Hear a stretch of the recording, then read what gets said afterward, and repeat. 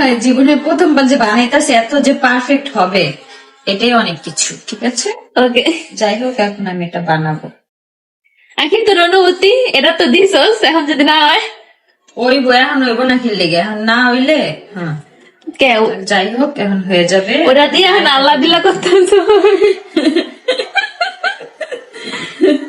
ভাই জীবনে প্রথমবার যে বানাইতেছে এত যে পারফেক্ট হবে এটাই অনেক কিছু। ঠিক আছে, ওকে, যাই হোক এখন আমি এটা বানাবো।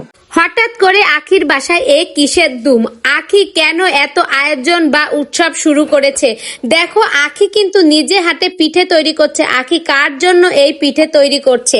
আখি কিন্তু কখনোই দেখো রান্না বান্না তেমন কোনো কাজেই যায় না, কিন্তু আজ কেন ঘটা করে এই রকম ভাবে আখি পিঠা তৈরি করছে তোমরা একটু দেখো। তাহলে কি আখির বাসায় নতুন কেউ আসতে চলেছে? তো এটাই কিন্তু এখন সোশ্যাল মিডিয়ায় একটাই প্রশ্ন যে আখি হঠাৎ করে এই ধরনের একটা ভিডিও আমাদের মাঝে কেন শেয়ার করলো।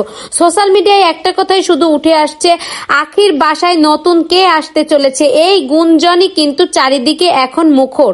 তো বন্ধুরা, তোমরা যদি কিছু জেনে থাকো আখির এই বিষয়টা নিয়ে, যে আখি কেন হঠাৎ করে এত আয়োজন শুরু করেছে, তাহলে কিন্তু অবশ্যই অবশ্যই কমেন্ট করে একটু জানাবা।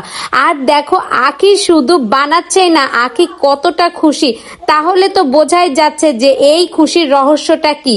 তো বন্ধুরা দেখো, আখির এই হাসি দেখে কিন্তু আমার বেশ ভালোই লাগছে, কারণ আখি কিন্তু দেখো তেমন একটা কিন্তু রান্না বান্নার কাজে তো যায় না, পিঠে তো দূরই থাক, সেই আখি এবার কেন ঘটা করে পিঠের আয়োজন শুরু করলো এটা তো বোঝাই যাচ্ছে।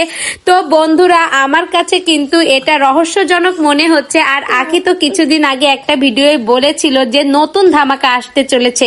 তাহলে বন্ধুরা, তোমাদের মূল্যবান কমেন্ট কিন্তু অবশ্যই জানাও।